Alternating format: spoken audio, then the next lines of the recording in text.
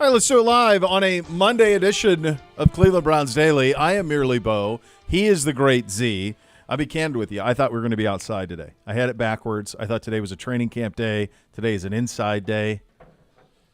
My head is in all different places. So I'm in outerwear because I thought we were going to be. Yeah, but it's nice and cold. It's cool in here. You know what I mean? We have AC cranking here at the Cross Country Mortgage campus. I have pants on. I got some Red Vanley joggers on. I got my quarters, brand, isn't it? Isn't that a great brand? It is a great brand. Love that brand. It's so comfortable. Comfortable. Wore them last night to dinner at the club. Once the rain broke. Yeah. Once the rain broke. So yesterday I actually got in. I had to get a match in. It was like the final day that possible. We teed off at 7:40 in a 2-on-2 match in the AM. How did you? Wasn't rain. It did not rain at Walden from 7:40 a.m. until 10:30 a.m. and we were done in under 3 hours. And the second I got in my car to drive away, it began raining. And then I can't believe you got it in. We didn't get not one drop, not a single drop. It was Walden is. I know it's closer to you than it is to me. I think maybe probably I don't know. The same, similar. The same, yeah. It has its own weather pattern. Mileage-wise, I bet it's closer to me, but I bet distant time to get there, I bet it's closer to you. It has its own weather pattern. It doesn't matter what's happening at my home. It's different. Always different there. And we just got lucky that for whatever reason, it just all – but the second I was in my car driving, rain. Done. It was pretty much all day. I mean, it finally broke at like 4 o'clock, 4:30. It finally stopped. No, I'm concerned. Because while I do enjoy a 67 and a 65, that's nice, but not in August.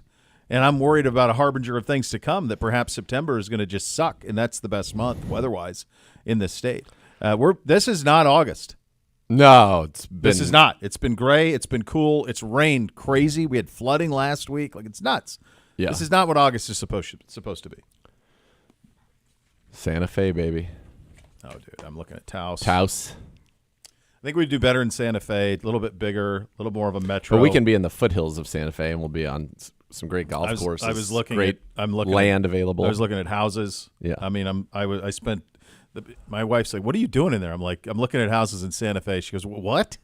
Don't worry about it. It's all going to be fine. Yeah, you're going to be very happy in Santa Fe. You're going to do just fine. Yeah. It's going to be great. It's going to be really great. Do we want to talk about this game? I mean, I think we have to, right? Well, first we have a little bit of news. All right, do the news. Do the news, kid.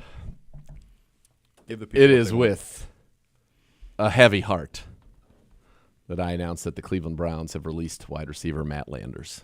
He was your Greenbrier guy. I loved the Greenbrier the whole offseason. Yeah. He was great. Yeah. But what's crazy is we never even got to see him. He didn't get one vertical ball in the entirety of the preseason in games where we were being beaten. By the time he was in there in the fourth quarter, we didn't get to see it out of Landers. So that's sad. He's been released. The team has placed Hakeem Adeniji, one of our tackles, another one, on reserve injured list. They have re-signed linebacker Brandon Boyer-Randall and re-signed tackle Chim Okorafor. Okorafor was already released earlier this training camp, and Boyer-Randall came to the Browns, I think, last week, and then was cut after 2 days, and now is back again.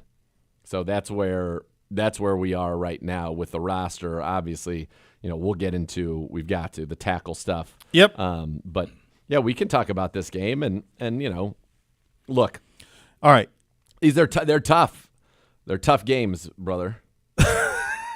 That's all I could say. I'm calling them. I mean, you're living it, and I'm listening to you. You guys did a great job. You and Chris do a great job on it, and you make the most of what you can. But it is not a product that ought to be for sale, and it's across the league. I mean, unless you have Caleb Williams, who is a first-round quarterback, and they let him live. I mean, I don't know if you saw. I'm sure you did. They let him go out and make some plays, and I mean, I think it was Jeremiah who said he reminded him of Aaron Rodgers, and he made a throw on Saturday that was an Aaron Rodgers throw. Rolling left, throwing back before the boundary. I mean, just ridiculous. Yeah. But unless you have that, you really just want to get through the regular season or the preseason without showing anything and without injury. Yep. That's it. To me, if preseason NFL football is going to continue, it almost ought to be for guys on the roster 40 to whatever, and it's all fighting for spots, like that type of thing. But that's what you basically got this weekend. But then don't treat it or charge it as if it's a real NFL game.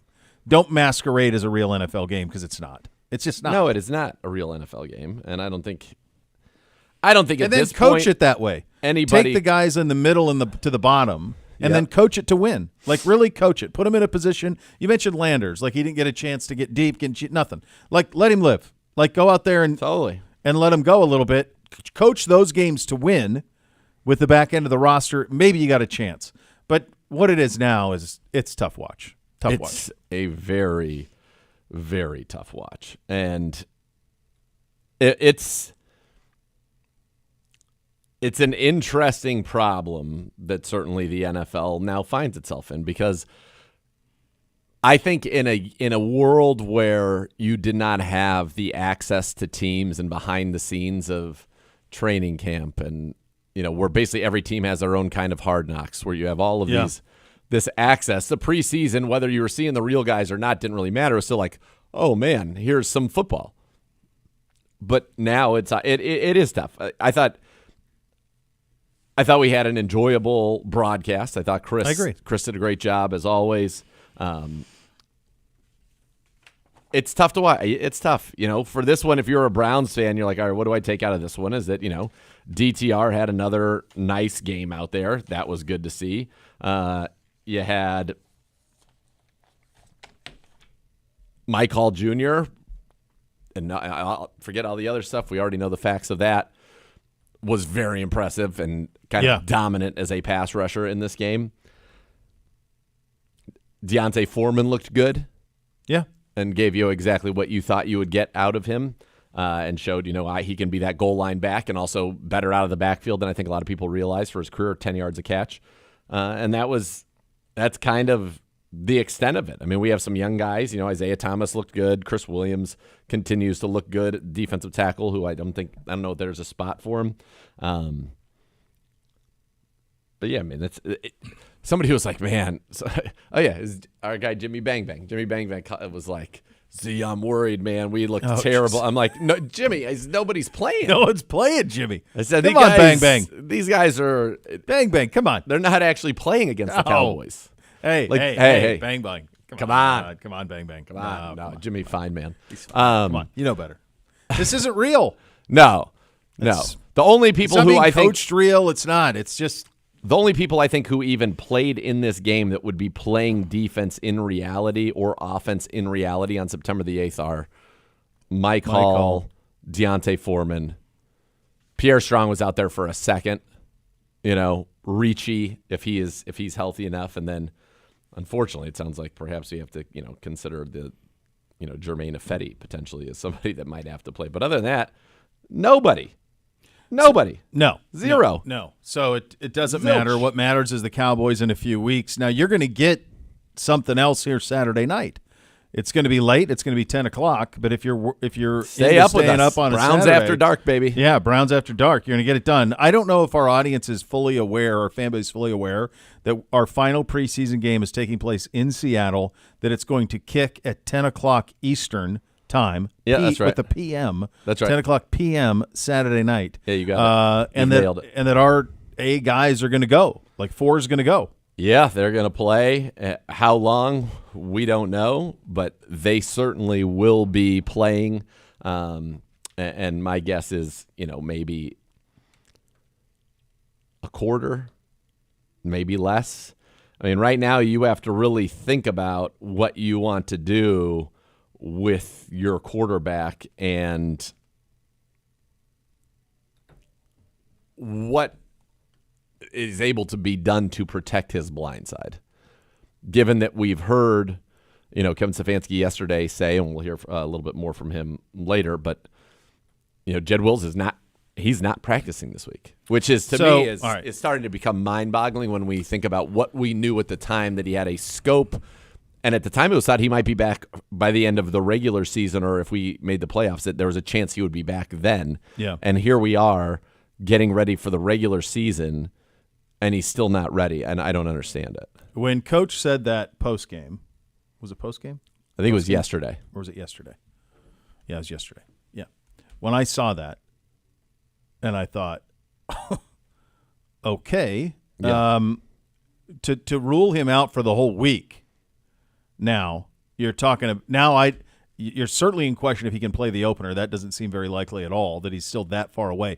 To on a Sunday rule somebody out for the entire next week. That is, Stefanski doesn't do that. It's always Dex Day. We'll take it day by day. Sure. We'll see. Yeah. Like to just come out on a Sunday and say, yeah, he's not going this week. And this was questions that had started to be asked around the Greenbrier, and to the point that you just made that needs to be kind of buttressed. There was a chance maybe we thought last year that if this continued that he could have got back for the end of the year. So now here we sit all these months later. Yeah. 8 months later, and we're still can't practice? No, and it's crazy. And there was no mention of Jack Conklin, and obviously Jack Conklin, you're certainly hoping is going to be. You need one of those guys against the Cowboys. I mean, but now, I remember. I don't know if you will. I remember Joe saying, now this was Joe, and he was, one of the greatest to ever do it, that when his weight was similar to his playing weight, that he needed 3 days to get ready. He told us that once. I need 3 days to get ready. Jack, the difference, though, between Joe and Jack and Jed are a bunch, but the big difference is Jack's been catastrophically injured twice in the last couple of years. And he's going to be playing left tackle when he's played right. Hasn't played left since he's Michigan State. Yeah, which would have been, 2015? Was he in the 2016 draft? Yeah, that seems about right. Somewhere in there, yeah. Or maybe it was even the 15 draft. So in many a moon, it's fair to say. So yeah, there is. Yeah, it's 2016 draft. I had that right. Pick that originally belonged to the Browns at one point, the 8th overall for Tennessee. I think the Browns moved from 2 to 8, and then 8 to the middle of the first, wherever they took, I believe, Corey Coleman that year. Thank God those are the days in the rearview mirror. Conklin was on that team that Michigan State team that beat Ohio State in the horseshoe. That Ohio State was undefeated that year and beat them, and then ended up winning the Big Ten that year. So that was like Connor Cook. I think he's Walsh kid. He played at Walsh. Yeah, that was like in the rain, and they didn't run Zeke, when then people were furious. That was I remember that game. S was lamenting the game for a long time. It's one of those ones Buckeye folks will go, what happened? Yeah. We really lost. Yeah, to Michigan State at home. Yeah, that's what happened with the national championship on the line. Anyway, there you go. So yeah, it's been a while. So all right, I broached this to you a month ago, but even last week we talked about it a little bit. Joel's a year older. He was great a couple of years ago, but now he's a year older. Does he really want to go out to left tackle? Is everything on the table? What do you do if you're Kevin Stefanski here? I don't know, but I think he's losing sleep over it. I don't think Joel Bitonio moving out there is really kind of on the table at this point. Yeah. I think that was, that's emergency situation. Then you'd still be starting Zach Zinter, slide in there, or maybe Michael Dunn. It's not great. It's not great because it has been a problem, and it was a problem, and now James Hudson's banged up. Now I think he'd be ready for the regular season from kind of what I'm hearing, but that hasn't looked like a solution either. Yeah. DeWand has not gotten a rep over there, so it's not like you're going to throw DeWand over there and, Jack it right, or you need Conklin or Wills, or preferably both, back ASAP. And you're not getting, you're not getting Jed this week. So that would give Jed, 2 weeks. 2 weeks to get ready if he's back at the beginning of next week. That seems unlikely, though. It does seem unlikely. Yeah. So that isn't good. So was it 2 years ago Joel did that? In the pinch where he came in and played? That was at the end of it COVID year. Baker Mayfield was still the quarterback. So it was 21. 21 when he did that. And he was stupendous. Christmas Day, we were out there in Green Bay. He played left tackle. It's been a long time. Yeah. Yeah. Yes. Yeah. It just feels like that there was I think what's strange is this organization at the top prepares for contingency upon contingency, and there's no way that you thought you'd be where you are right near here at left tackle. Yeah. Or you would have done more this offseason to make sure you're not. That's just the way they go about their business. They would have drafted one. They would have found a way to get somebody in here who they could trust a little bit to play left tackle had you known that you would not be without both Conklin and Wills. Listen, you have to remember going into it, because I've had, the kid and others were like, "What? How come they didn't address tackle?" And I said, "All right, kid." They felt like they had 3 really, really good ones, and obviously DeWand, Jed, who they picked up the 5th-year option for, and Jack. And by the way, both Jed and Jack were, they're $10 million plus apiece, so not easy to trade. And I think the way that Jed's contract was structured made it almost impossible for him to be traded. Then you signed a Fetty, former first-rounder. You signed a Denegy, a guy who's also started in the league, and you had Hudson. So they're like, all right, we have 6 guys who have played in the league. We've got, 3 former first-rounders, and then DeWand, who might be the best of the bunch, who should have been a first-rounder but wasn't. And now Adenegy's hurt, Hudson's hurt, Jed's hurt, Jack's hurt. I mean, so now you're down to DeWand and Fetty. It's not anything they foresaw. Now, could they have in the second round have selected a tackle? Yes. No tackles went from the end of the first round. And we thought that was a position that they would be looking at from a succession planning standpoint. They opted for, I think a guy that, if he can stay on the field, has a chance to be a very special player in Mike Hall. Yeah. And then they went guard in the 3rd round as some succession planning. I think there was Zach Zinter. So I think they probably felt pretty good about it. I've always said all along, now they get a first-round pick back. My guess is that pick is going into one of 3 positions and one of 3 positions only as we sit here right now. And that is a left tackle, a wide receiver. Yep. Or a defensive end to replace Za'Darius at some point. Now, Alex Wright very well would be that guy. Yep. If he keeps developing. But that's where I see I think your first 2 picks next year will be amongst those 3 positions. Certainly feels that way. That's the way that would go. So you don't have a lot of options with this. We don't really know what this week bears either in terms of, is Jack close? If not, you're going to have to probably sign some tackles. I mean, we because signed you don't a Okorafor. So that's right. So he's back. But I mean, like, even in this Seattle game, let's just take the Seattle game. Yeah, just take Seattle. Right now, you would start Fetty and DeWand. Yep. And then I'm pretty sure behind them, all that you would have available to you would be Maroon. I think all you would have available to you behind them would be Roy Mbedeka, who is part of the International Pathways program, didn't even play football in high school or college. That doesn't seem ideal. At 6'8", an interesting piece of clay certainly to work with, but no, that doesn't seem ideal. And then you would have the only other person who's listed as a tackle on your roster is Lorenzo Thompson, an undrafted free agent out of Rhode Island. So that's it. I mean, you could be going into this game with just a Fetty, Johnson, Mbedeka, and then we just signed back Okorafor, who we had cut. So we obviously liked Mbedeka gets that extra spot because he's international pathway, so he's not necessarily up for the same spot. But that means they liked Lorenzo Thompson better than Okorafor already. Yep. And DeJuan Jones comes out the millisecond Deshaun Watson comes out. Yes, and Fetty will too. He will too. I mean, those guys are going to be playing tackle the whole, at least 3 quarters. Yeah. Yep. Yeah, you have to. I mean, it's wild, and I don't know if they're going to have to make other moves. I have no idea. It's, as I said, you thought you had 6 guys there. Sure. And now you're only 2 of them are even available to you. And DeJuan Jones has got to stay healthy. It's a tough spot because you have everything else. Now, I always have said that having the best offensive line doesn't matter if you don't have good skill. Well, now we've got good skill. And not that we need to have the best offensive line league, but it needs to be serviceable and not get our quarterbacks crushed and not lead to the kind of plays that generate turnovers or that are catastrophic plays for the organization. Yeah. You can You don't need to have the best offensive line. You could argue over the last decade we've consistently had the best offensive line in football since Joe and Mitchell and all those guys. Look at this guy. Look at him.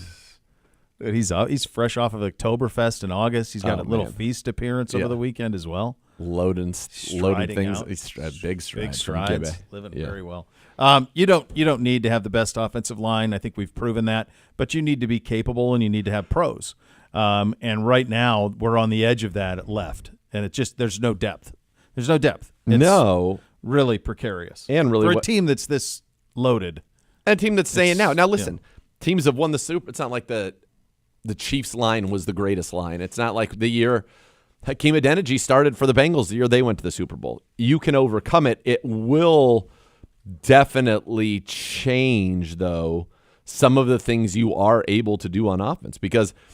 I think of when Joe Burrow and the Bengals play us, they struggle. And one of the reasons is because they know they can't protect Joe Burrow against our front. And so it becomes a game of, ball out so quickly, check downs, and that's it. Because you don't have the ability to take those shots down the field.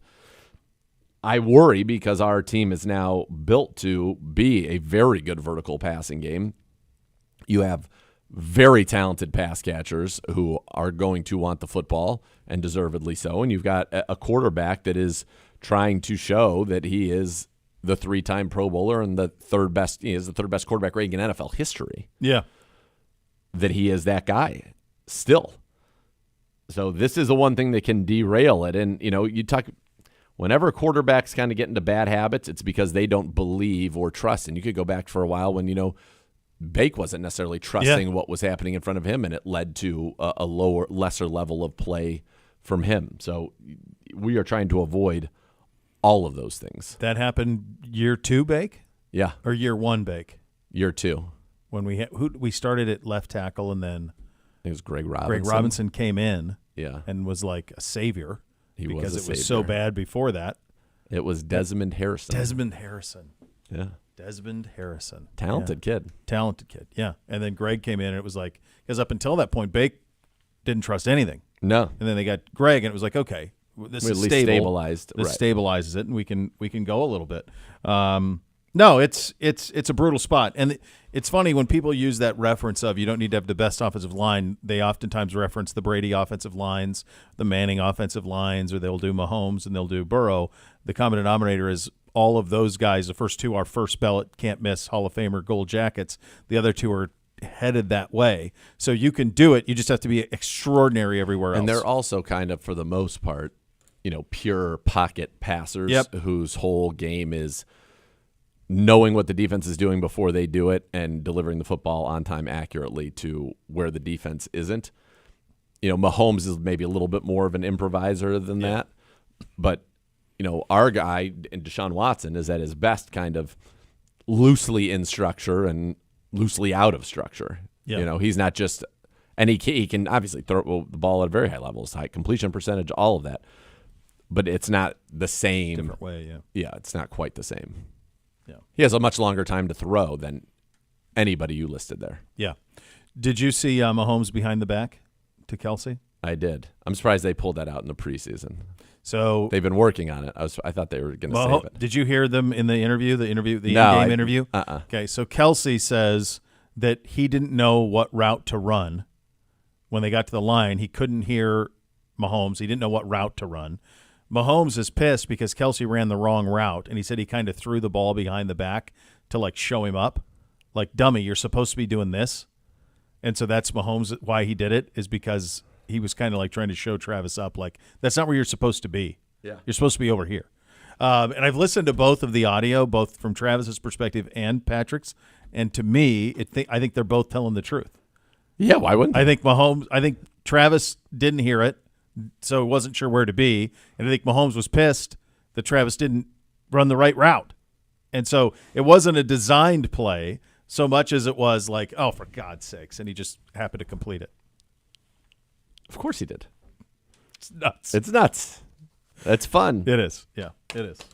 It is. The new Madden game, did I tell you I test drove that? We got that down. No, what do you think? Same nonsense.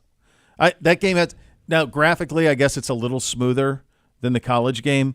But I played one series with us, and I was playing one of the boys. I can't even remember. And they were at the Cardinals. So they want to play with Marvin, and going down the field, and I release it. He's in a zone. I release it to Amari before he even gets to the space where it's supposed to be, and a linebacker does the stupid thing where they jump 6 feet in the air and intercept it, and it's like I just threw the control. I said, I'm out. I'm done. They can't get that right. Yeah, I'm not. It's I don't weird. know why they can't get that right. It seems like it would be easy to get that right, but they can't. Because they get it right in the college game. There's incomplete passes all the time in the college game. I don't feel like I need to have. It's not like I have that much time for gaming anyway, but I don't think I have the need to have. If I want to play a football game, I don't need 2 football games. So I think what my kids are probably the target because they do the create a guy in the NCAA and then they draft him. Like Bootsy was lamenting this morning that he kept getting drafted by the Patriots. He kept resetting it to try to get to a different team and he kept going to the Patriots. Yeah. So he's all pissed off about that. So I think that's probably the target is you start with one and then you graduate onto the other because you can graduate the draft classes. So you can bring your college guy from that into Madden as soon as they're eligible. So, like, you become a prospect, you play. My kids are ridiculous. Like, they'll become prospects. They'll play at a lower school where they can start right away. Then they'll go to a big school and ball out. Yeah. Then they'll portal again. Like, they'd be at Ohio State, and then they'll portal to Georgia just because. And then they go into the NFL after that, and then they're imported in. So, like, Bootsy was playing with himself this morning. He had played 3 years and then got it and went in.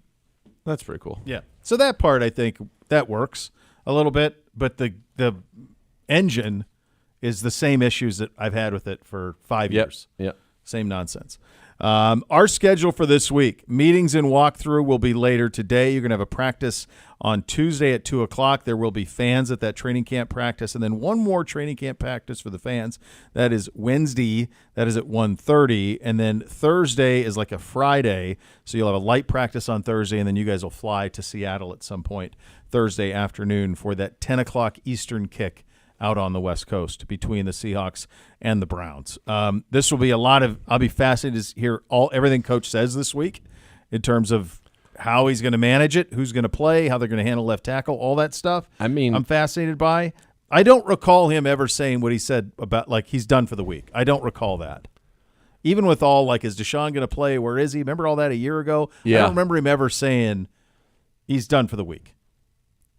I think he's probably said week to week at some point, but maybe yeah, you're right.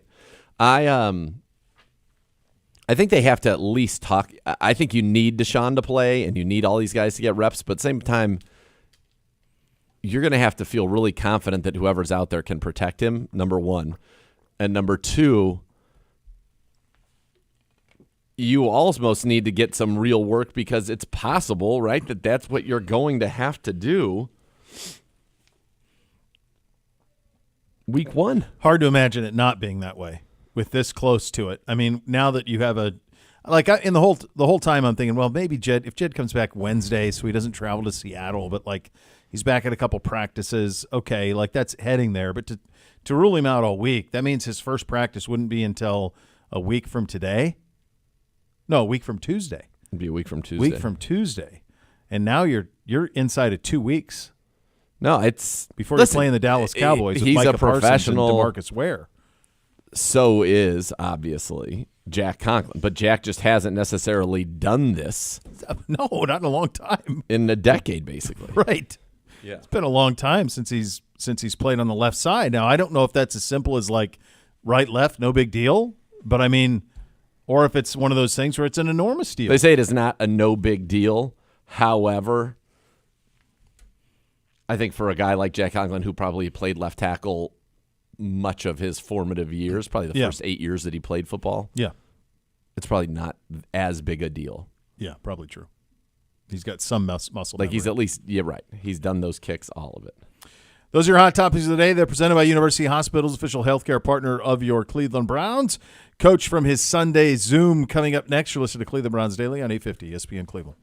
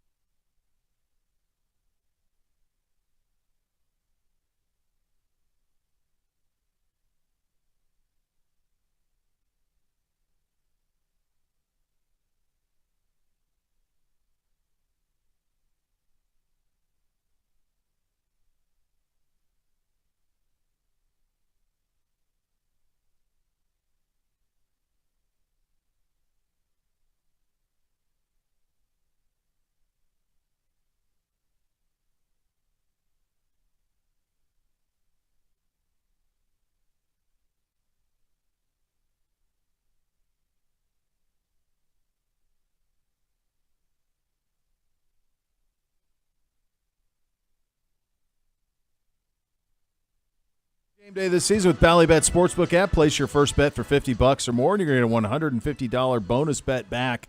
Ballybet, official sports betting partner of your Cleveland Browns. And now, here's the best of Coach Stefanski from his Zoom presser on Sunday. Let's have a listen.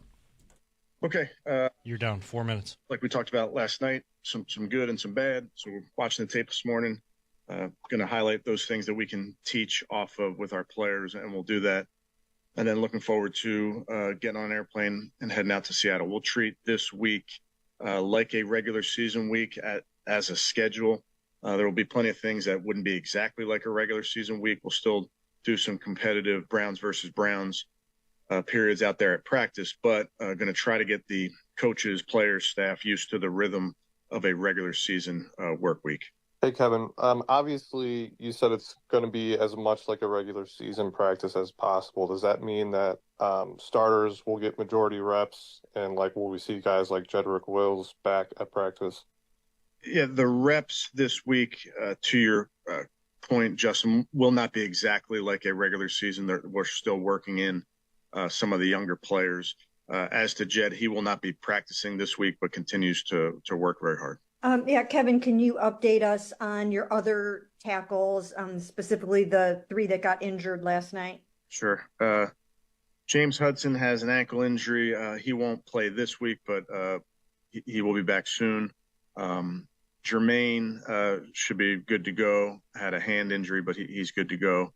Hakeem is out for a little bit with a knee injury, which I'm disappointed for him. I will highlight his effort on that play was unbelievable, running down. And those are types of things I thought you can teach off of those moments with your players. So his effort was unbelievable. Snoop Huntley throws an interception, is extremely disappointed. His helmet comes flying off. He runs, grabs his helmet, puts it back on, and runs the defender down. So just wanted to highlight that while talking about Hakeem's injury because it happened on that play. But disappointed, but we'll get him back as soon as we can. Okay, and then Nick Harris, how would you characterize his transition back to the Browns, and how did he play last night for you? Yeah, transition's been very, very smooth. Not real surprised, just knowing the type of person Nick is, both as a teammate and just a super intelligent player. A lot of those centers are very cerebral. Nick's in that category. Picked everything up very well, played well. So he's a guy that we're glad we got him, and he hasn't missed a beat. Hey, Kevin, with Jed not practicing this week and Hudson saying not long-term injury, is the plan for him to start then going into week 1? Yeah, we'll wait on all those type of decisions. Really focuses on this week, and we'll work through all that. With all of us writing and talking about this tackle situation for the last couple of weeks and then the injuries from last night, it almost seems like the sky is falling for you guys at left tackle and that the situation is so dire. So can you kind of maybe reset that a little bit and give your view on why this is going to be okay and why you feel good about the future at the position? Yeah, we're just working, Mary Kay. I understand what you're saying, and I can understand what that may look like. But for us, we feel really good about the people we have in this building. We got guys that are working hard to get back, and we'll just deal with it day to day. What is the plan with Deshaun on Saturday? How much will he play? Yeah, like I told you guys, the plan is for him to play. I always take in information, so I'm going to make sure I talk to and work through that this week. Not going to get into who plays and how much just yet, but going to certainly work through that in the next couple of days. Okay, so a series, 2, a quarter. Yeah, everything's on the table, but like I mentioned last night, I think what we have to do is just always we have a plan, look at it, see what's available. Do we want to alter anything? So we'll work through that in the next couple of days. Do you believe that there is, for example, for this game Saturday, will Kevin call Seattle and say, hey, here's what I'm thinking. What are you thinking? Absolutely. Right? Yeah, they'll talk. They'll talk. Because you don't want to be in a scenario like when our guys ask, like, how long is Deshaun going to go? That's not just as simple as Kevin saying, yeah, he's going to go 3 series or 2 series. I mean, you're going to have to see what Seattle wants to do, and you want to see what that is. And typically, if veterans are going to play in the preseason, especially when they're coming off of injury, you want them to be going out on a high note heading into the regular season. Yeah, that's the goal. And so, right, if they go out there and have one really good series and you're ripping the ball all over the place and it's, boom, boom, boom, touchdown, that might be all you need to see. Okay, thanks. You're hoping to create some type of a positive memory. And yes, the coaches will talk. And in this case, it's good because, nobody's game planning, but you do have Mike McDonald has familiarity with the Browns offense, and the Browns offense have familiarity with his style of defense, obviously coming from the Ravens. So that is good. But yeah, they'll talk. You'll have a plan. It's definitely this is more art than science. It is a feel. It's like, okay, that looked good enough. Let's go. You don't want to keep, okay, we're 3 and out. Let's keep going until we get something positive. There was one of those with Bake. Didn't we have one of those with him where we got into the third quarter and it was like, okay, that's enough. That's enough. You kept trying to go out on a high note. And it was like, and I don't even know if it was necessarily all him. It was just the offense wasn't going the way, and so it got into the third quarter. And it was like, okay, let's just be done with this. Let's just be done. Right, because again, you're still balancing Yeah. work. I don't believe at all that there is a significant amount of momentum carryover or we can get into a groove. I mean, think about teams that play whole seasons, rest their starters 1 week, and then they have the playoff game, and they're like, oh, my God, they're totally out. They've lost their, they're not dialed in anymore because they had a week. You got the 2 weeks. It's the same thing. So I think if you get a little positivity, that's great, and then there you go. I think unless this is just how I feel about it. I think unless you have, I think it's a player preference entirely. Some guys want to play. Like Mahomes wants to play preseason football. He likes playing, so he plays. Some guys don't like playing preseason football. Matthew Stafford, so they don't. They don't play at all. So it's entirely a preference thing. I think the only time when it's like really beneficial is a blanket statement is a rookie situation, a rookie quarterback especially, who hasn't been through the ringers of it and doesn't know what an NFL game is like and what the pregame and all of that. Like what the Bears are doing with Caleb Williams, that's critical to him. Yeah. To get those. He started 2 preseason games. He's looked great in both. And so there's a benefit to that. But unless you're coming, and maybe that's it for Deshaun in the sense that he's coming off of an injury. Yes. But I think it's important for him to play and have a series and sling it around and kind of be the starter rather than the first time being 425 against Dallas with Tom Brady in the booth in the opener. Yeah. What do you think, given what you just said, about what the Falcons are doing right now? So I'm not aware. What are they doing? Michael Penix played in the preseason opener. Yeah. Went 9 of 16 for 104 yards. Okay. Kirk Cousins has taken every first-team rep. Okay. The Falcons did not play Penix against the Ravens on Saturday. At all? At all. Nor will they be playing him in their preseason finale. Raheem Morris said, Mike showed us enough last week. We don't have to play him further in the preseason. We saw enough last week with Michael Penix in live situations. I've never heard. But they go against type. They drafted a running back and a quarterback at the 8th pick in back-to-back drafts that could have been a starting defensive end and another weapon for Kirk Cousins. And if they do those things, they're maybe a Super Bowl team. So I don't know. That doesn't make any damn sense to me. I didn't know they were doing that. No. So I was saying, why in the world would he not play in the preseason? He's not going to play all year unless you have an injury. Right. So why wouldn't you want him? I'd let him play for a half in every game. Let him play the whole game. Whole game. Who cares? Let him live. Yeah. What does it make?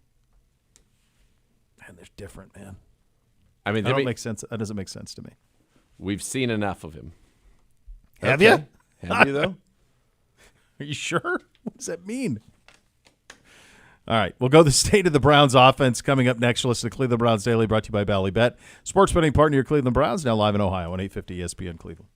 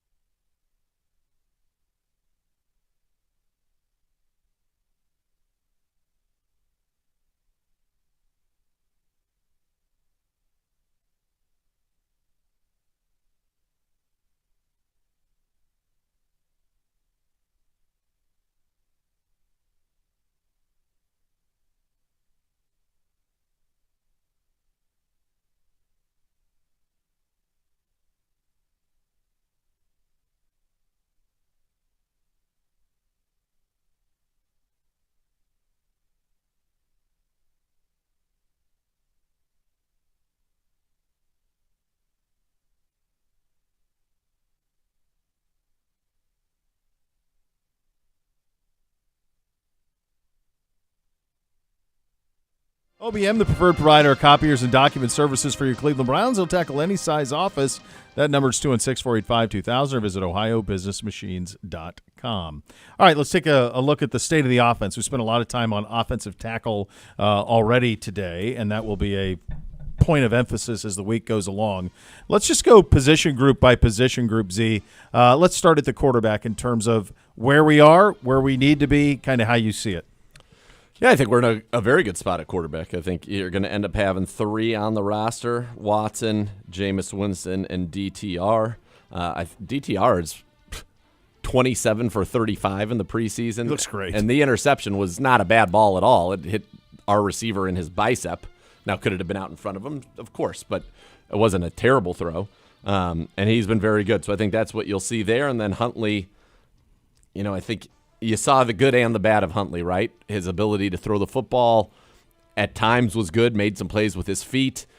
But, the red zone interception was just he airmailed a wide open guy on a 5-yard route. And you can't overthrow like that. And now he made an incredible play on that. You heard Kevin Stefanski reference it. Gets knocked down, his helmet's off, puts his helmet back on, runs and chases down the guy 90 yards later, and he gets his helmet knocked off again. That was also the play, though, where you lose Hakeem Adeniji, and the Browns have had a real bad luck, if you think about it, plays. And it's been for a while. I can think of a bunch where a turnover or a bad play has led to devastating injuries. Think of Jack Conklin week 1. Jed misses a block, boom, Conklin's done. You go back to interception, true. Odell gets hurt running back after the interception and tears his ACL in Cincinnati on the opening play of that game. Oh, my God, that's right. Well, even kicker and punter last year. Well, that was last year. So that was on a kick return touchdown. Right. D-Hop gets hurt chasing him. Bojorquez then goes and has to be the kicker, hurts himself kicking. So we've had it's called insult to injury. In this case, we were adding injury to insult, and we've done that, unfortunately, too much. But that's where I think you are in that room. Running back? So the running back room, you've got Deontay Foreman, Jerome Ford, and Pierre Strong. And it might be just those 3. Like, here's the other thing. We haven't seen Nyheim Hines. Boy, that's true. I mean, we had him in here in minicamp, and he was so excited, and you knew what you were kind of getting out of him. But now you're right. We've spent so much time on Jack and Jed that we forget that Nyheim Hines is here and hasn't practiced. At all. At all. Yeah, all camp. So, if he's going to make it, it's going to be because of what he is as a kick returner and a punt returner. But I think coming off of an injury that catastrophic, you need to see it. Yeah. And he still hasn't been activated off the pup. No. In fact, I don't know that anybody has. I guess I haven't even thought about that, but it doesn't seem like it. Right? That initial group was Nyheim Hines, Jed, Conklin. Newsom was on NFI. DeAnthony Bell, Nyheim Hines. None of the we haven't seen any of those guys. Nope. Any of them. Dalvin. Was Dalvin on NFI or we haven't seen Dalvin either. I think Dalvin was on PUP. We haven't seen any of them. I think Hines and Newsom were on NFI because Hines' injury was sustained away from football. And then you had Jed, Jack, DeAnthony Bell, Dalvin, and Nick Chubb on the PUP, and we haven't seen any of them. Newsom is actually close to being back, which is good. But that's it. We haven't seen any of them. So, to me, you might get away with 3 running backs, which would be good for the overall roster, but Pierre can certainly handle your kick return duties, and I think he'll be very good at it.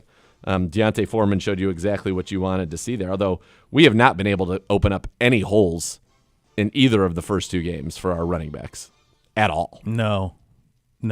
But I don't – it's hard to know what – I don't know. I don't know what to make of it. All right, tight end. So tight end is going to be 2 or 3. Obviously, you've got David Njoku. You've got Jordan Akins, and I think this suits him so much better. And then you've got, 2 guys, I think, really for one spot. Trayton Welch, the undrafted free agent. I don't think he's, looking to make this roster. But you've got Giovanni Ricci, who had, 4 catches for 32 yards, but now is banged up and may miss a few weeks. So that make me think it's unlikely for him. So could Zaire Mitchell-Payton make it? Leading receiver, 4 catches, 59 yards in this one. Big guy, been working with Vrabel a lot as a blocker. Could he be the guy there? Could he? I think that's an interesting spot. We've said this is one of the few positions, right? Third tight end, that there's a little bit of a battle. Wide receiver, I think you're probably pretty good at 6. Amari, Jerry Jeudy, Elijah Moore, Ced Tillman. I mean, the fact Ced Tillman didn't even play in this last game tells you all you need to know about what they think about Ced Tillman and that he will have a role this year. Yep. And then my guess is you got banged up David Bell, but he's like the class favorite. You know, they love him. They love him. Like, yeah, they do. They he's really on do. the principal's honor roll. He's not going anywhere. Gold star. Gold star. And then I think Jamari Thrash has kind of separated himself as that 6th receiver. You know, so that leaves like guys like Mike Woods, Amarian Brown, Prochet on the outside looking in, and probably all 3, you know, are practice squad candidates. Because Prochet was your punt returner last year, so he could be on the practice squad, come up a couple times, and still fulfill those duties for you. And then now we're at the offensive line, and here's where I think it gets real. How do we even have the tackle talk right now? Well, we'll just kind of go through what we've got. Yeah. I don't know. That's something that you'll know more a week from now. So you've got Bitonio, Ethan Posick, Wyatt Teller, DeJuan Jones. Then you have Jed Wills and Jack Conklin, both of whom I would imagine are going to be on your 53. I would imagine. Yeah. I don't know. Then you have, you know, James Hudson and Jermaine Ifedi. You've got Nick Harris. You've got Zach Zinter, Michael Dunn. So you cannot have, that would be 1, 2, 3, 4, 5, 6, 7, 8, 9, 10, 11. You can't have 11. Can't have 11. I saw, could Dunn, somebody had mentioned that he played tackle at Maryland. I mean, that's, come on. Hey. Come on. Come on. So my guess is you'll end up 10 here, and it's probably, do they keep 3 on backups on the interior and 2 backups at tackle, or do they keep 3 backups at tackle and 2 on the interior, which would mean it would just be Nick Harris and Zach Zinter, and you try to get, you know, Michael Dunn, Javion Cohen to your practice squad, which is feels seems a more little more likely. likely. Yeah. So if you'd add that, if you had 10, 6, 16, 22, and 2 is 24 on the offensive side, which would give you 26 bodies to play with on defense. If you had 10 O-line, 6 receivers is 16, and that's with only 2 tight ends making the roster. That would be 10, 16, 18, 21, 24. If you go 3, 3. 3, 3, 2, 6, 11, or 10, 6, I mean. 6, 10, yeah. Yeah, there you go. There you go. Need some clarity up front for sure. Elk & Elk Serious Lawyers, Serious Injuries. Call 1-800-ELK Ohio for a free case review. Elk & Elk is a proud partner of your Cleveland Browns. Coming up, second hour of the program, go around the sports world. Lots of NFL news, including a former Brown hanging it up. You're listening to Cleveland Browns Daily on 850 ESPN Cleveland.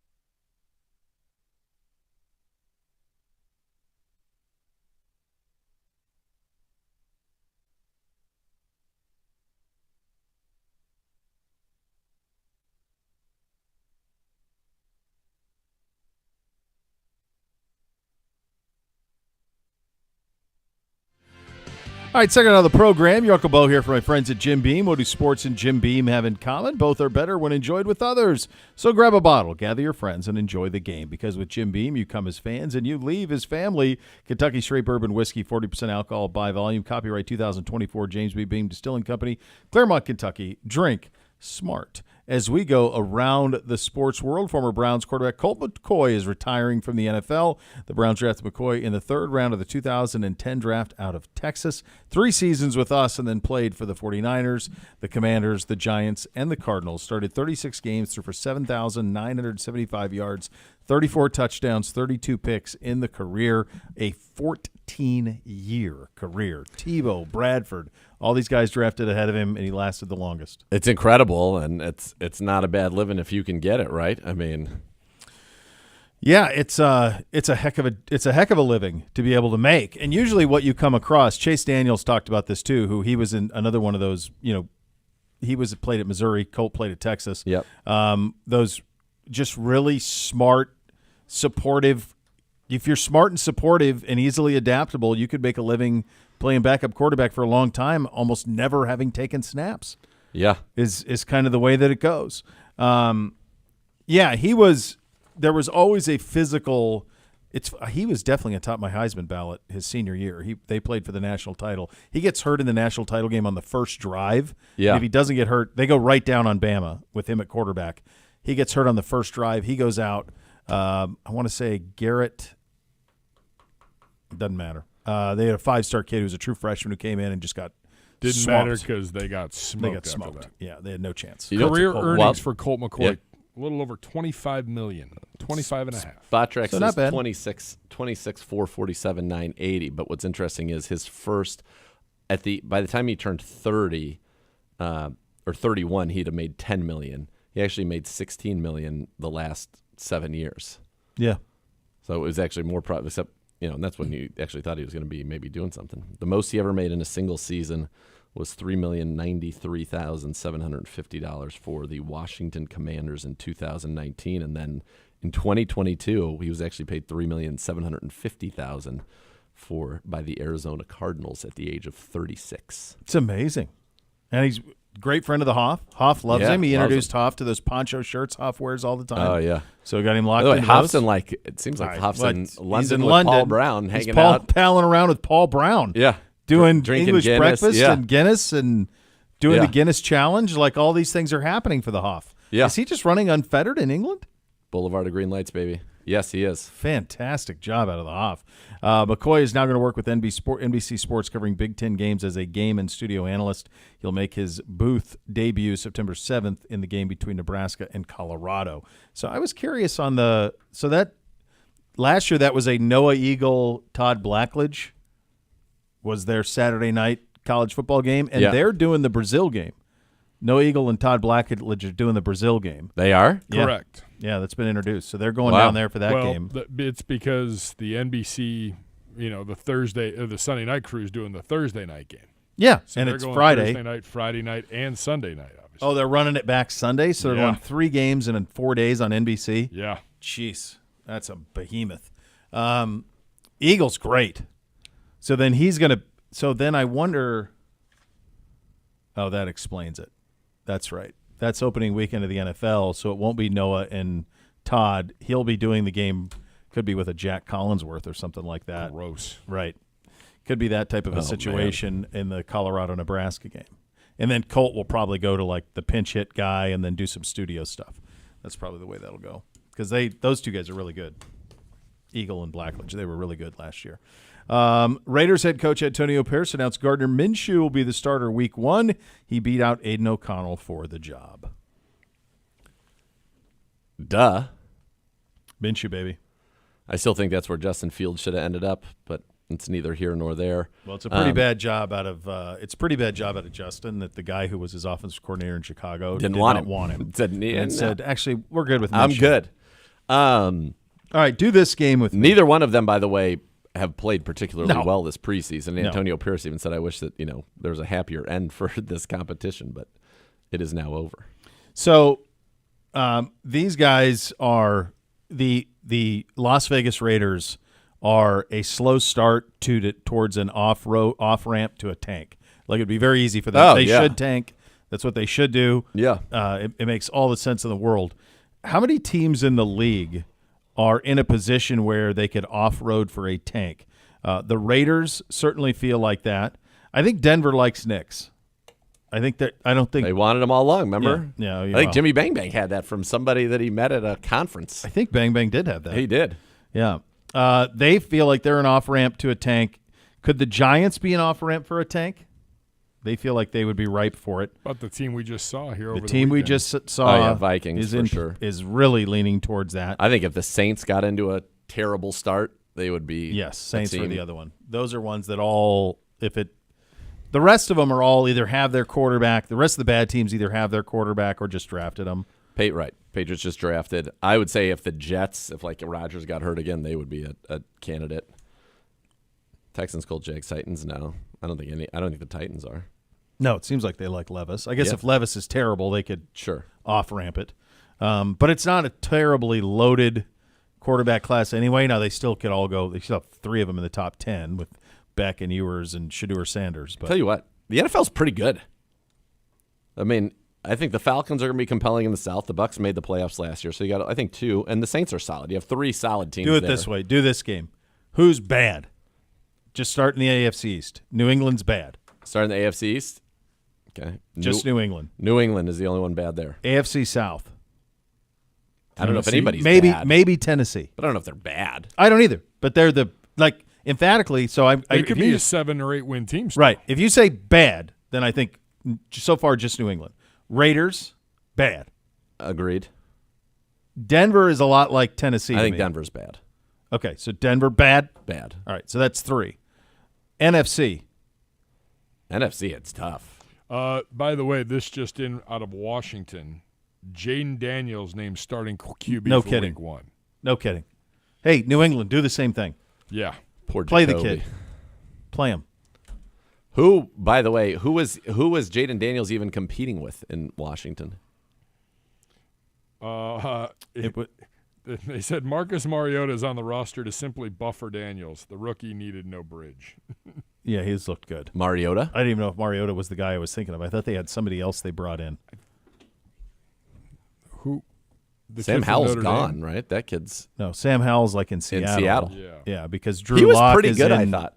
He was okay. Yeah, Drew Lock's in New York. Yeah. I thought they had somebody else too. So we got 3 bads. I don't know. Are the Giants bad? I don't think so. I don't think so either. Really? I don't think. I don't like think we're so. talking bad. Like I'm saying no like chance. Bad. Terrible. I don't think the Giants won 6 games last year and they drafted Malik Neighbors. Yeah. Sam Hartman is in Washington. No, I got Sam Hartman and Sam Howell confused. Hartman was at Notre Dame last year. Before Yeah. that, he was at Wake. Is He's a rookie. I'm in on the Giants being awful. Daniel Jones is garbage. They lost Barkley. I agree. I don't disagree that they are on it. I mentioned them as an off-road for a tank, but I'm not Yeah. ready to say they're bad. They're garbage, Like yeah. I think they could be competitive a little bit. I think the Vikings could be bad. I mean, I like Kevin a lot, and Kwesi's our guy, but that's a tough outfit. Well, I mean, you're not going to have Hawkinson back, I think, probably till the middle of the year at Right. the earliest. Yeah, it's not great. It's not great. Carolina, Panthers are bad. Carolina is bad. That's I don't think 5. anybody in the West is bad. No, no. And I think like a team like Arizona thinks they've kind of reset Kyler. Yep. And they're pretty confident about Yep. their operation, I think. Yep. That they could be a building team. I think if they win 7 games, they're thrilled, but they think they're heading in the right direction. They're heading in the right direction. Yeah. And the Rams and the Seahawks are pretty mustard. So I think there's only like 4 or 5 bad teams. Yeah, Even if man. you put the Giants in there, that's 5 or 6. I mean, it's a lot of good ball. It's a lot of good ball out there, man. It is. The Vikings signed quarterback Stephon Gilmore, 1 year, $10 million. He played for the Cowboys last year, so we saw that. Former Defensive Player of the Year in 19. 6th different team in his career. This from Florio published an article on Pro Football Talk critiquing this year's Hard Knocks with the Bears. He's claiming the show is less real than ever before. Some quotes and observations from the article. Through 2 episodes, there has been no profanity on the show at all. Well, as a father of 2 children, good. That works good for me. So what? Why is that negative? That there's no profanity. So I'll rebut that. The Bears didn't want to do Hard Knocks at all. The next best thing is to make it so boring that no one wants to watch. Then I don't think he's watching the same thing I am. Because I think I've enjoyed it. It's straight star power. Like it's Caleb Williams 80% of the time. Yeah. It's DJ Moore. It's Simone Biles' husband. Yeah. I don't know what more you'd want out of it. He rips this every day on PFT. Last one. Hell, it barely seems he like Liev dabbles in- Schreiber wants to narrate. At one point, the voice was so flat and dull that I wondered whether they opted for an AI version of the series' longtime narrator. What's his axe to grind here? I don't know. He likes to go to negative town. Let's just be honest about it. Yeah, remember where we had him on Tommy Yeah. DeVito's Wow, agent? that escalated quickly. We thought it would be turned funny, into- and it was not We funny. were hopeful we were having a little bit of fun with Tommy DeVito's agent. Instead, Not. Yeah. No fun. I don't even remember the follow-up question. It was like a 3-minute answer, and we're like, oh, okay. Wasn't anybody saying that he was like damaging to Stereotypes to Italian Americans. Yeah. He seems like he's living his best life to him. Yeah. So he seems happy about it, Mike. I don't know. I don't sense that at all. I think it's been awesome. I think the Caleb Williams stuff is awesome. I think the stuff with Eberflus is great. I think if anything, and it's our organization, but we're probably the low point of Hard Knocks. I because think so. We did not play that. We didn't give them anything. Nothing. We misled. Devin Kajust. Crystals with Kajus, like Brogan Financial Roback. advice with Nassib. yeah, Brogan Roback. Nassib at least he was our a player. He was going to. Yeah. He But was I on mean, the team. they spent a lot of time with Devin Kajus. I remember going home. That was my first year here, and we would watch the episodes, and my wife would be like, "What about the Kajus kid?" I'm like, "Honey, he's nowhere near making this roster. He's not in the vicinity of making the roster." No, Brogan Roback had no chance. None. Yeah. No, none. The Bengals have announced they'll be wearing their all-orange uniforms for the open season week 1 against the Patriots. They also got the Evan McPherson deal, 3 years, $16.5 before Jamar Chase. I don't think those two things are linked at all. I mean, one's 3 years, $16.5. The other's trying to reset the receiver market. So I think those things are very different. They're quite different. Yeah. Quite different. All orange for them? I don't like that. I think the orange looks better under a black jersey or I just don't think the all orange looks great. It seems like uniform for uniform's sake for me. Yeah. I think they have a cool uniform when they wear black over white, or I think black over orange is fine when they do that, Yeah. or even white over orange, whatever. And then they have the all-white one, the white Bengal Tiger, which everybody It's down great. there's wanted forever. Yeah. So not sure on that. No, not sure. In around the sports world, Steve Kerr is expected to step down as Team USA's head coach. Eric Spoelstra, Ty Lue are the front runners to replace him. Is Ty Lue a head coach somewhere in the league? I'm asking. I don't know. Clippers. Is he Clips? Okay.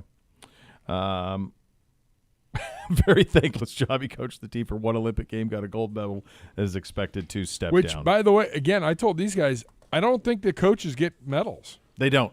Like, Coach K never got a medal for winning, like, 3 No, gold medals. They with that don't. group. They don't. And honestly, you know what might be perfect for something like that is if somebody like Coach K did it again.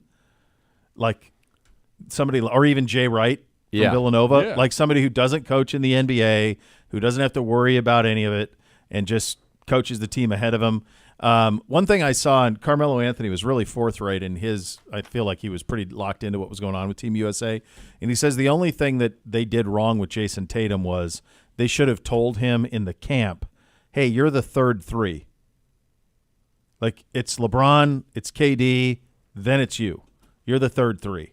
So he says that he felt like they weren't honest with Tatum in terms of what his role would be. And that's where the hard feelings came from.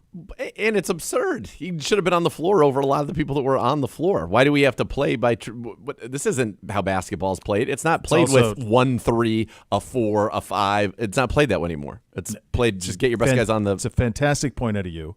Also, the notion that LeBron is a 3, he's not a 3, he's a 1. He basically was their point guard. He was the point guard. That's what he was. It's Yeah. what he's been with the Lakers for the last 4 years. Like, he is not a 3 Yeah. in any way other than size. He is a point guard, is what he is. So there you go on that side of things. All right, we'll take a look at the state of the Browns' defensive room. Much healthier than the offensive side of things. Yeah. We'll get into that coming up next. Let's to Cleveland Browns Daily, brought to you by Valley Bet. Sports betting partner, your Cleveland Browns, now live in Ohio on 850 ESPN Cleveland.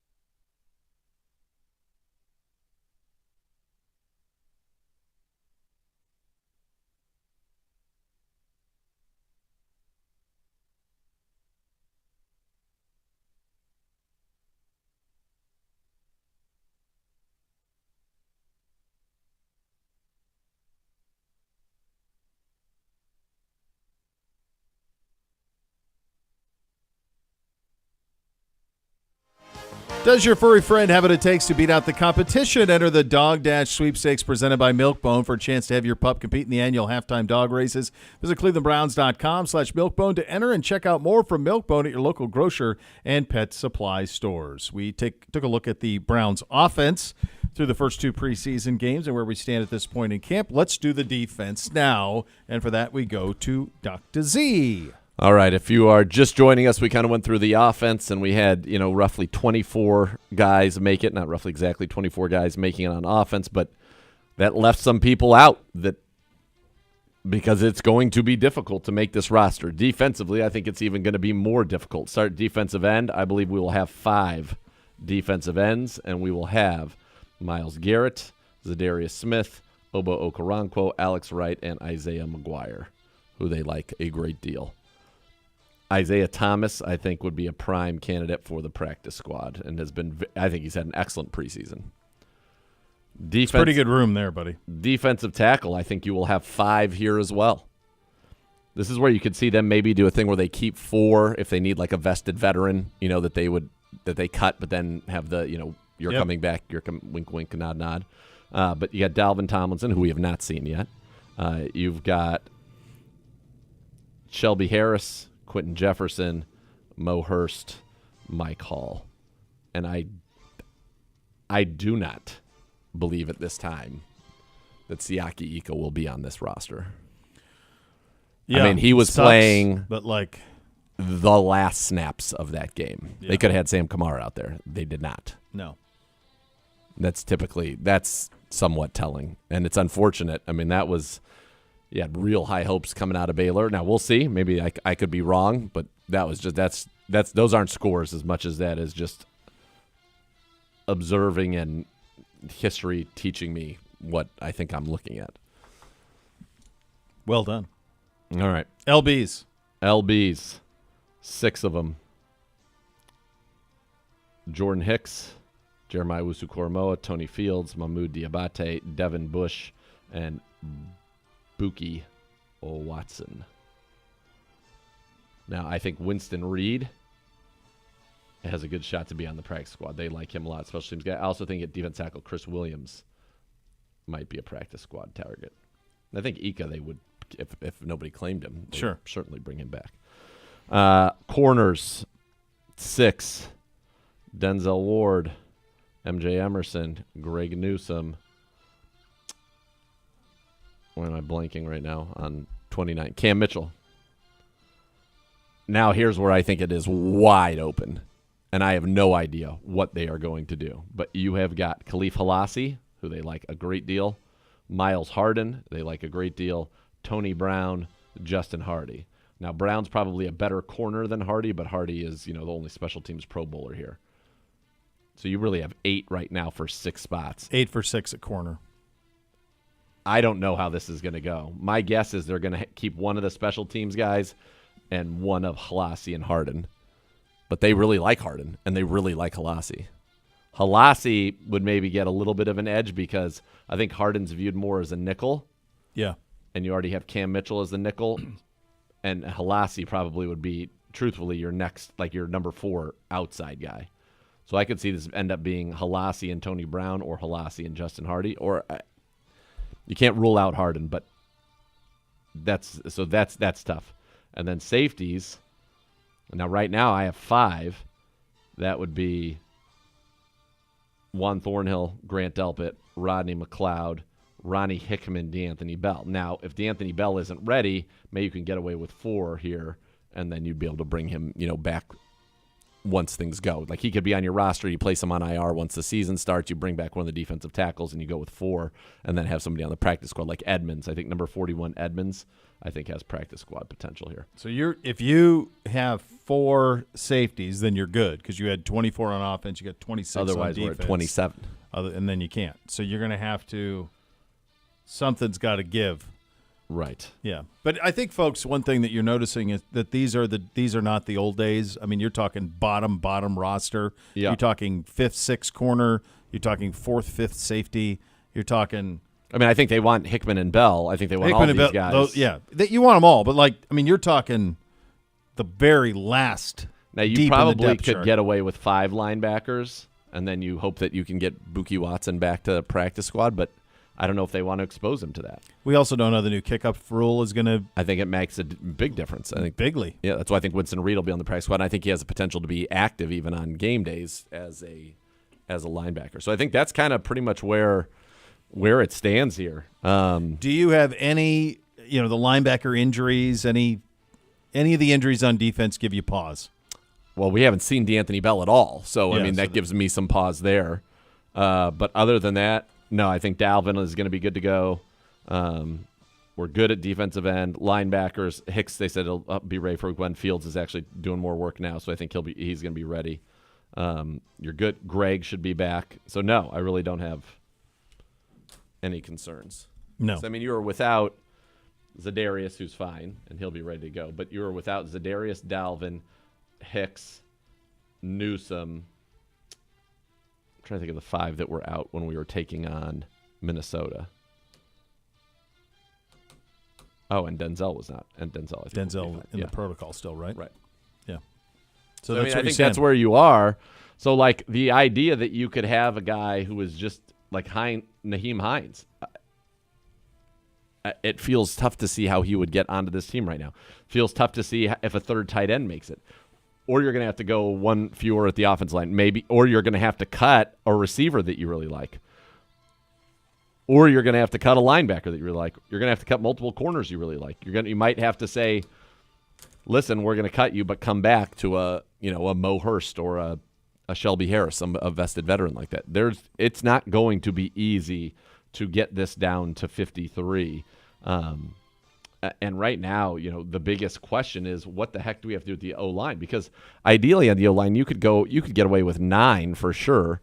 In some cases, you get away with 8, but I think 9 for sure. 2 backup tackles, and then you have a backup, Nick Harris, and then you have Zach Zinner, and then away you go. Yeah. But with our situation right now, you might need to have 4 backup tackles, or you might need to have, 5 tackles total, 3 backups. Coach will talk tomorrow before practice, and hopefully you need to see Jack start to be around, and you need to see those things. That's it, folks. The reason everyone's talking tackle is because there's nothing else to talk about. Everything else is deep on the depth chart stuff. Tackle's the only thing on the front lines. Yep. Left tackle. That's it. All right, coming up next, he is the television voice of your Cleveland Browns in the preseason. He's a great Chris Rose. He will join us coming up next. You're listening to Cleveland Browns Daily on 850 ESPN Cleveland.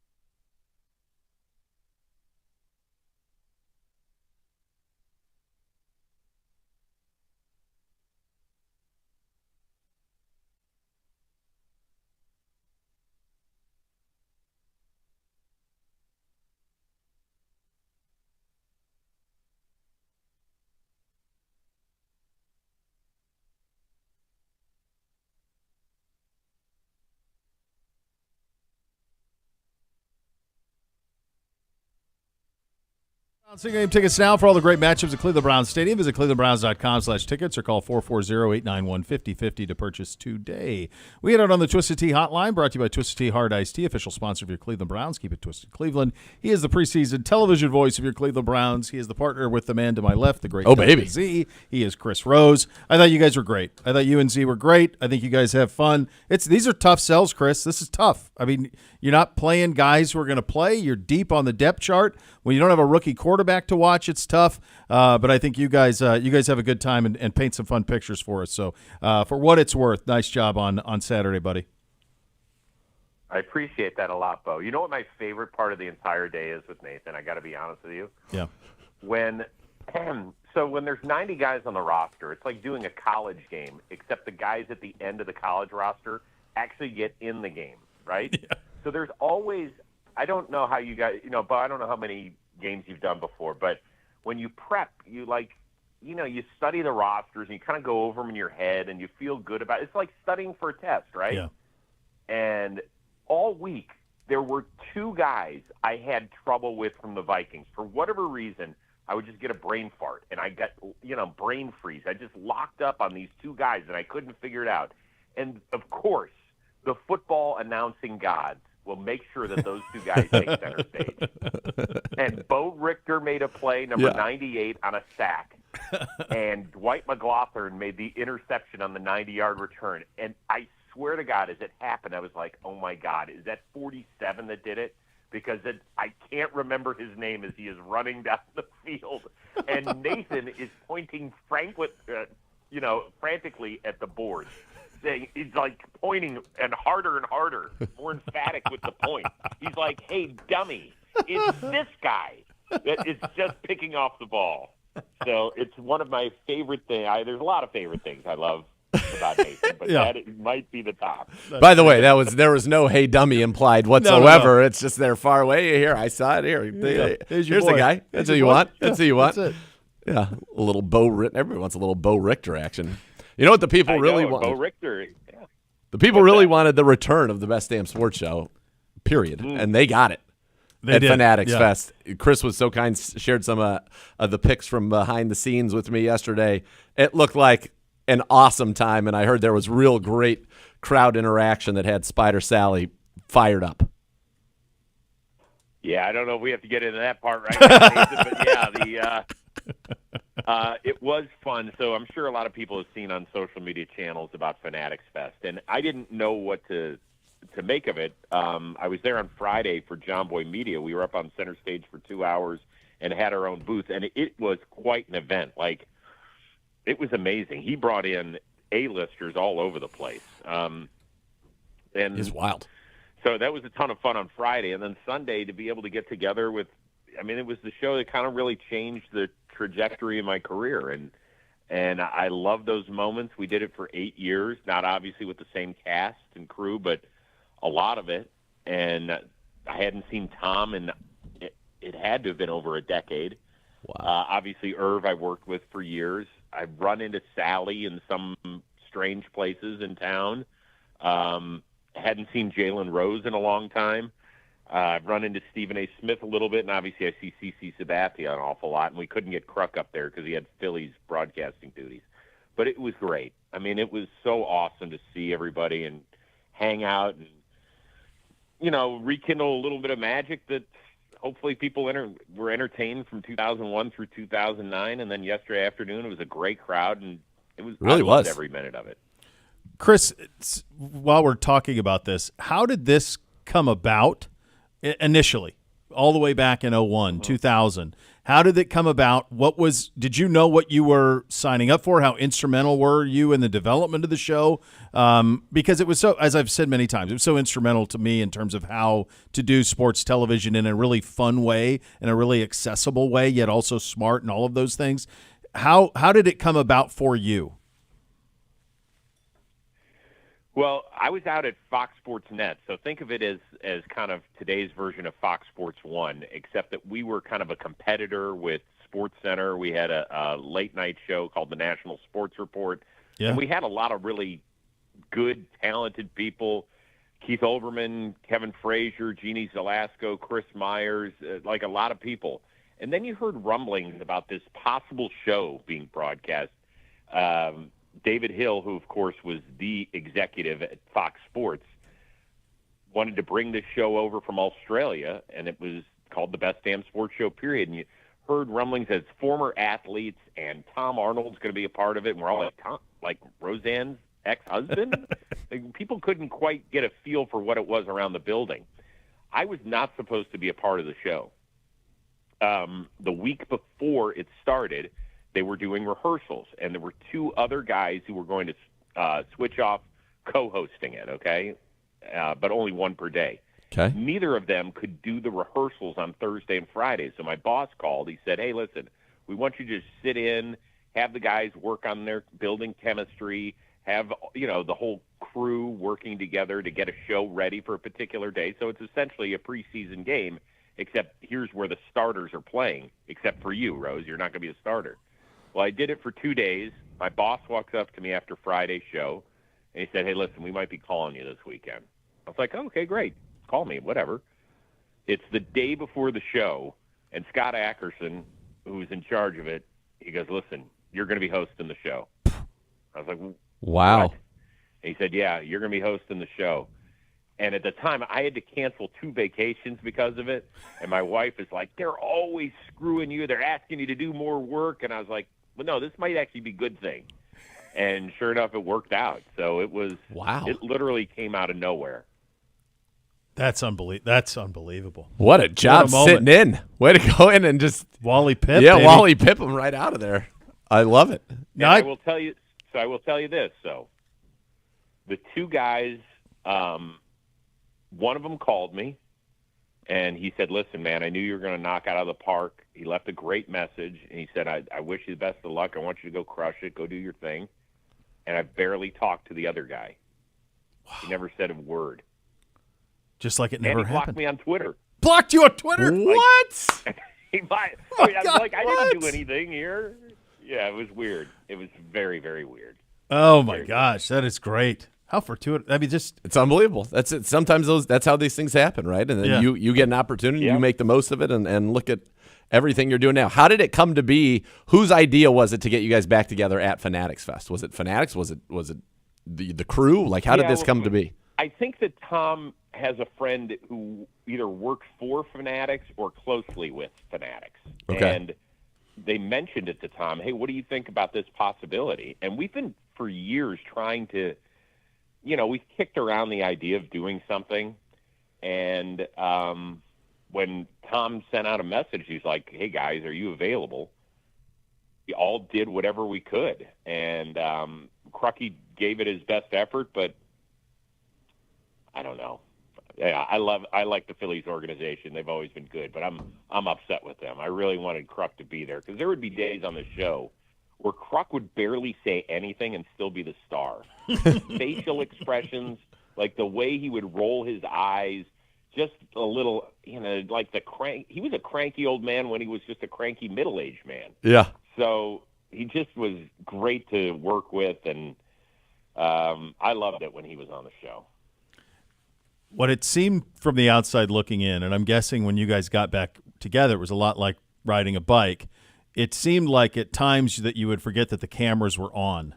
And I mean that in the highest form of compliment because it's almost like you guys were – I always viewed it as – and we try to do this with various shows. This show, we try to do that where you just hope it's a cool conversation that people are eavesdropping in and being able to watch and be a part of. And that's what it seemed like. So I'm guessing when you guys got together, it was right back into it. Yeah.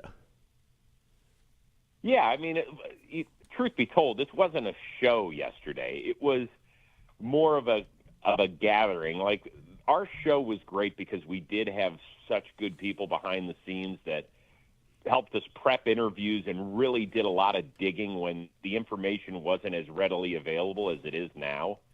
And so they created great content for us when we would have guests sit down, or if there was a different sort of way to be able to change, the talk of a topic. You see, even my dog was excited. Seriously, Sydney, it's your brother. We're excited to have you back. I mean, this guy's been flying all over the world. He's been flying all over, nonstop. Man. Yeah. Who is she barking at? Oh, Will's here. I got to go in another room. Sorry, guys. My youngest son's leaving for college tomorrow, so his best buddy from when they were 2 years old are hanging out today before they go their separate ways. So that's why the dog's barking, because Will's here. So yeah, you're good. I apologize. How you doing with that, Dad? Yeah, it's going to be hard. Like, we've already taken one to college, and then he quickly came back.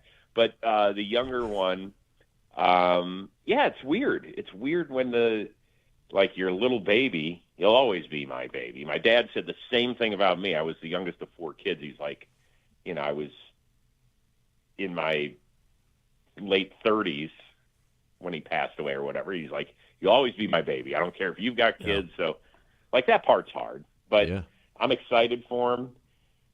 He's a quiet kid. You guys have met him. He's kind of easygoing for a teenager and pretty mature. So I think we're the only parents in the world who are like, hey, it's okay to party in college.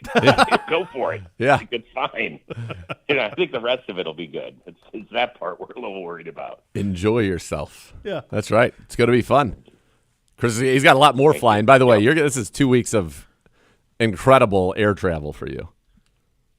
Yeah, no, but it's all good. I will tell you this. So last night, I had to fly back to New York to do Fan Fest from Cleveland. Yeah. So I did that. Did the Fan Fest, which was awesome. Caught a flight out of JFK right as all those thunderstorms that blew through Cleveland on Saturday night were coming to New York. So I was like, oh, my God, are we ever going to get out of here? We had to fly like halfway to London before we could turn west. I was like, guys, what are we doing here? So it was interesting travel home. I'll get to see Nathan in Seattle for like maybe 24 hours and then hop on a red eye back to take Brady back to college, give him a big hug, and then head home back to L.A. But listen, I'm never going to complain about the travel. I love what I do. I'm thankful I get to do these preseason games with you. And I think we're going to get to call some starters, Nathan. Goodness, please. Knock on wood. Find wood. Find please. something. You're owed this, I think. I think you guys are owed this. Yeah, I would agree. I mean, look. Yeah, I think. Go ahead, Chris. Yeah, we are. We are a little bit. All I was going to say is, the last couple of years, we've had some fun preseason games. Like that one in Kansas City last year was freaking awesome. That was really great to call. And we got to see the starters for a while. This year has been rough. It has. Just call it what it is, man. Well, and we went through, I think, at one point in the fourth quarter, and we listed the number of people that participated in that game that may play a role for the Cleveland Browns this season, and you could do that on one hand. Yeah. I mean, it was, so, and that's counting Pierre Strong, who played for 2 plays, Right. Right. It was certainly. 2 of our 3 safeties hadn't been there for a week. We had one guy who was dressed. He was a Packer in the Browns stadium the week before. Yeah, that's right. And we signed him the day before, and he was like our 3rd safety. And he ended up playing 8 plays. Coyle, we had another guy who hadn't been there a week, as Chase Williams, who played, all the snaps but 8 in the game. Mm-hmm. Coach Bondo was like, I haven't even seen anything. I've never had any experience with anything like this at any level. It was wild. It was good to see DTR. I thought it was really good to see Deontay Foreman. This is the one. Now this is the main event. It is a late start here. Browns after dark. Chris called it, I think, on the broadcast. And so, that's what we're looking forward to. But as you well know, not a lot of great news coming out about, the potential return of our left tackles. And it still feels like that is probably, and it's a good thing overall, but that this is by far the biggest, most pressing issue. Last year, remember, we were dealing with Cade York. We were dealing with, a lot of stuff, on the offensive side of the ball. Now it's that one position, but, kind of how are you feeling going into this? And there's been a lot of talk locally about, do you even put Deshaun out there if he doesn't have a Wills or a Conklin? And my answer is because at some point he's going to have to play without them, most likely in the regular season. Not only that, I mean, you can chip with guys. You can put an extra tight end over there. It's not ideal, right? Whomever we put over there is not going to be Trent Williams. We understand that.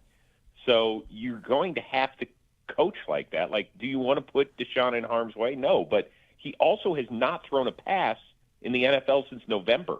Yep. In a game setting.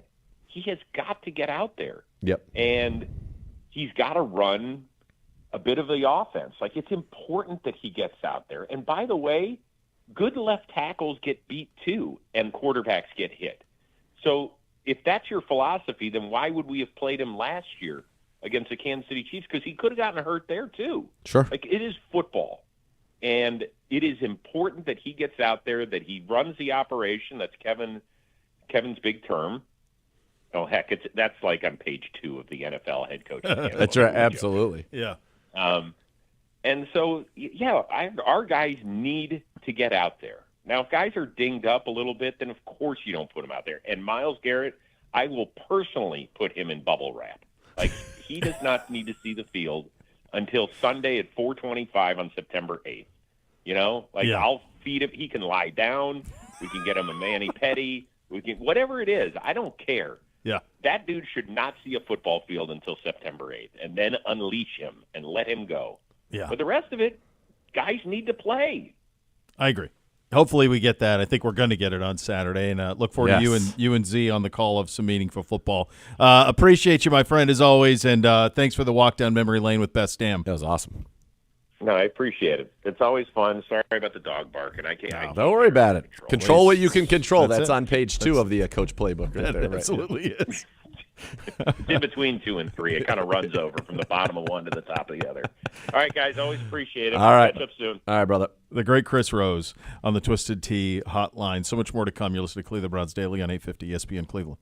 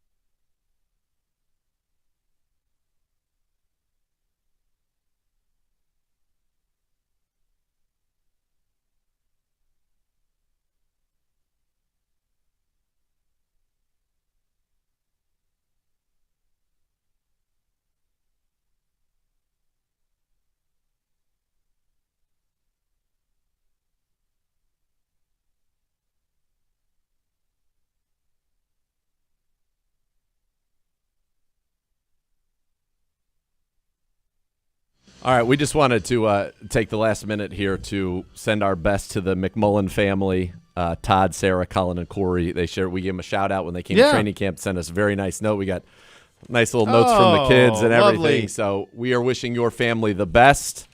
Thank you. Yeah, for sure. Hopefully you guys can overcome everything you're dealing with, and certainly know that we are thinking of you here at Cleveland Browns Daily and in the Browns family. So go Browns. Go Todd. You got this, brother. 1 minute. So thank you guys so much. Lovely family. Lovely family. Incredibly That's nice awesome. handwritten notes. You don't get these anymore. Nope. Very, very kind. No. So Todd, Sarah, Colin, and Corey McMullen, we are certainly pulling for you guys. Absolutely. Tomorrow we will be back out at training camp. That is a 1:30 or 2 o'clock tomorrow. Practice at 2 o'clock tomorrow. 2 tomorrow, 1:30 1:30 on Wednesday. All Yep. right, so you'll have that to look forward to tomorrow, which is nice. The next level is coming up next. Thanks for listening, everybody. Cleveland Browns Daily, 850 ESPN Cleveland.